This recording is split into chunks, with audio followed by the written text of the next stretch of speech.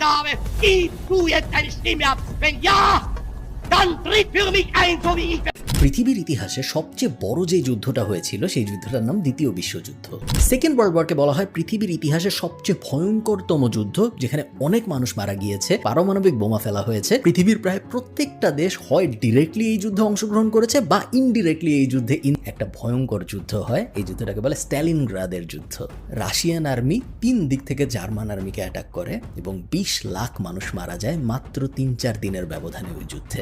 German army রাশিয়ার কাছে surrender করে এবং বলে আমরা রাশিয়া দখল করতে পারতেছি না, আমরা সারেন্ডার করতেছি। ওইদিকে আমেরিকা কিন্তু জাপানকে অ্যাটাক করেই যাচ্ছে। যে আমেরিকা যখন বুঝে যে আর কোনো আসলে উপায় নেই এবং এখন একটা বড় কিছু ঘটাইতে হবে যুদ্ধ থামানোর জন্য, তখন আমেরিকা কি করে আপনারা সবাই জানেন। আমেরিকা 2টা বোম ফেলে, পৃথিবীর ইতিহাসে একমাত্র 2টা অ্যাটম বোম যেটা মানুষের উপরে ফেলা হয়েছে। একটা ফেলা হয় হিরোশিমাতে এবং আরেকটা ফেলা হয় নাগাসাকিতে। 2 লাখ মানুষ মারা যায়।